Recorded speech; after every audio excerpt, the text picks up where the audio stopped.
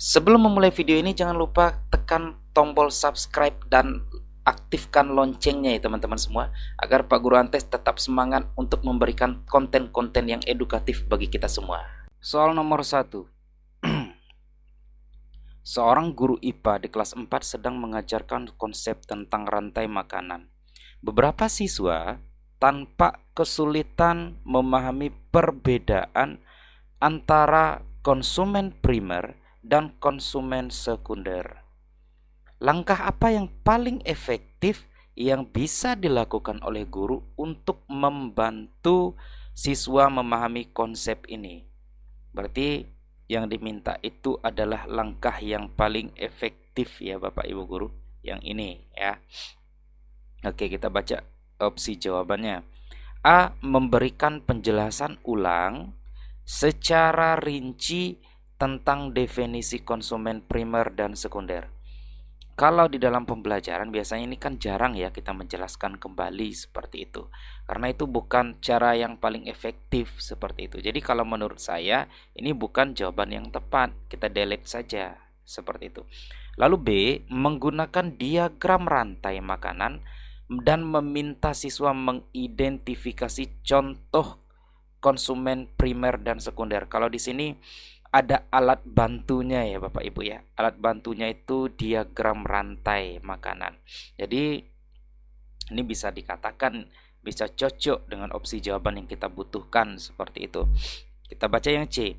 Memberikan latihan soal tambahan terkait rantai makanan. Ini kurang pas ya Bapak Ibu guru ya. Ini berarti arahnya ke evaluasi seperti itu. Sedangkan kita yang diminta itu adalah langkahnya seperti itu. Kemudian D. Menjelaskan lebih banyak contoh dari buku teks yang berbeda. Ini lebih banyak kita ya, maksudnya guru lebih aktif dibandingkan siswa. Jadi bukan opsi yang tepat. E. Mengalihkan fokus ke topik lain. Apalagi ini Bapak Ibu guru, kita masuk lagi ke topik lain seperti itu ya. Jadi kalau menurut saya ini bukan opsi ya jawaban yang tepat. Yang tepat itu B Bapak Ibu guru, menggunakan diagram rantai makanan dan meminta siswa mengidentifikasi contoh konsumen primer dan sekunder. Menurut saya ini yang lebih cocok seperti itu ya.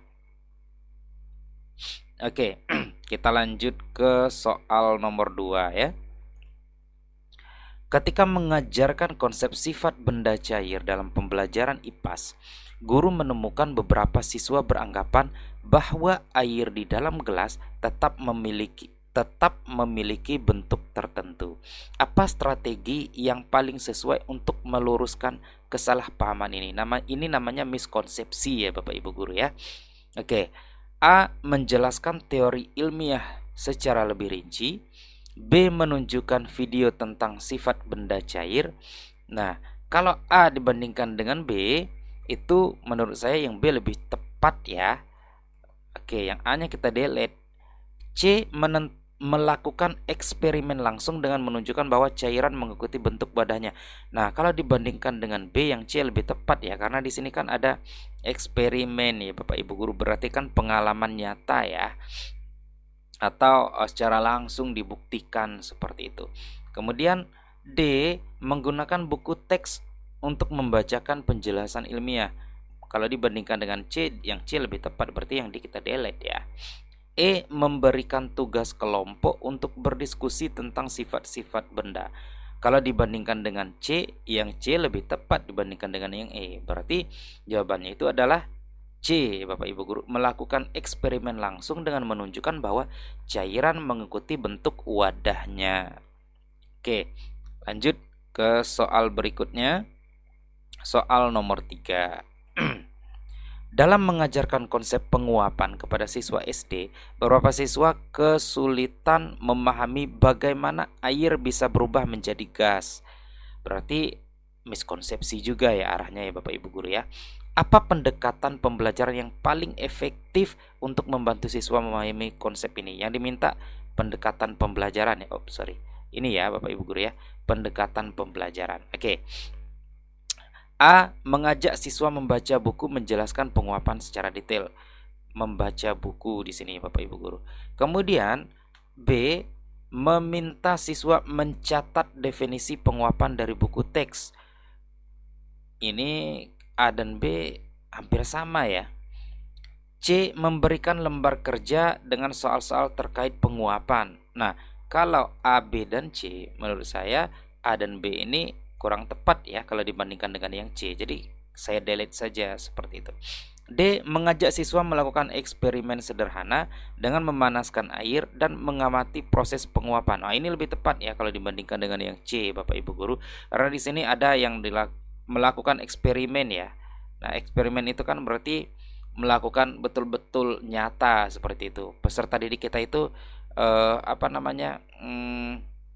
merasakan secara langsung atau melihat secara langsung. Kemudian E. Menyuruh siswa menghafal langkah-langkah proses penguapan. Ini tidak tepat kalau dibandingkan dengan yang D. Jadi jawaban yang tepatnya itu D, Bapak Ibu guru ya. Itu mengajak siswa melakukan eksperimen sederhana dengan memanaskan air dan mengamati proses penguapan. Ini biasanya kan dalam pembelajaran problem based learning ya, seperti itu. Kemudian soal berikutnya nomor 4. Seorang guru IPS mengajarkan tentang topik pengaruh cuaca terhadap aktivitas manusia. Bagaimana cara paling efektif bagi guru untuk menilai pemahaman siswa terkait topik ini? Berarti kita diminta untuk mencari cara untuk menilai pemahaman siswa. Ini ya Bapak Ibu guru ya. A. Meminta siswa membuat poster yang menunjukkan bagaimana cuaca mempengaruhi aktivitas harian di daerah tempat tinggal mereka. Di sini meminta siswa membuat poster. B. Memberikan soal pilihan ganda tentang definisi cuaca. Ini kurang tepat ya. Saya rasa karena itu kan kalau tingkat pemahaman itu kan masih C1 ya Bapak Ibu ya, kalau memberikan soal tentang definisi kan. Kalau yang C, meminta siswa mengisi lembar kerja yang berisi pertanyaan faktual tentang cuaca. Kalau dibandingkan dengan A, yang A lebih konkret ya dibandingkan dengan yang C. Kemudian D, memberikan tugas membaca artikel. Wah, ini juga tidak tepat kalau kita bandingkan dengan yang A. E, memberikan ceramah panjang, apalagi ini Bapak Ibu guru ini tidak efektif sama sekali. Jadi opsi jawaban yang benar menurut saya itu adalah A ya, meminta siswa membuat poster yang menunjukkan bagaimana cuaca mempengaruhi aktivitas harian di daerah tempat tinggal mereka. Kita lanjut ke soal yang nomor 5 Bapak Ibu guru. Dalam pelajaran matematika, seorang guru memperkenalkan konsep pengurangan dengan teknik meminjam. Namun beberapa siswa kesulitan memahaminya. Ada di sini kan beberapa siswa, berarti tidak semua ya. Apa yang seharusnya dilakukan guru untuk memperbaiki kesulitan ini? A. Menjelaskan ulang konsep pengurangan dengan meminjam menggunakan pendekatan yang lebih sederhana. Wah, cocok ini Bapak Ibu guru. Berarti mungkin penjelasan kita itu terlalu bertele-tele atau terlalu panjang atau tanpa menggunakan pendekatan tertentu seperti itu. Kemudian B. Menambah waktu pembelajaran tanpa mengubah metode. Sama saja. Berarti nanti hasilnya akan sama kan yang diraih. Berarti bukan opsi yang tepat. C. Memberikan lebih banyak soal latihan tanpa penjelasan tambahan. Apalagi ini akan menambah miskonsepsi terhadap pemikiran peserta didik kita atau siswa kita. D. Mengajarkan konsep lain yang lebih mudah terlebih dahulu. Nah, ini juga bukan opsi yang tepat. E. Menugaskan siswa untuk belajar sendiri di rumah. Apalagi ini Bapak Ibu guru, ya tidak ada tanggung jawab kita sebagai guru dalam menyelesaikan permasalahan yang terjadi di kelas saat itu ya, seperti itu. Jadi kalau menurut saya itu opsi yang tepat itu adalah A ya Bapak Ibu guru, itu menjelaskan ulang konsep pengurangan dengan meminjam menggunakan pendekatan yang lebih sederhana sehingga siswa kita itu lebih bisa memahaminya, seperti itu. Saya rasa demikian, terima kasih, semoga bermanfaat, semoga bisa membantu kita dalam menyelesaikan kegiatan UTBK UKPPG pada tahun ini, dan saya akhiri dengan wassalamualaikum warahmatullahi wabarakatuh.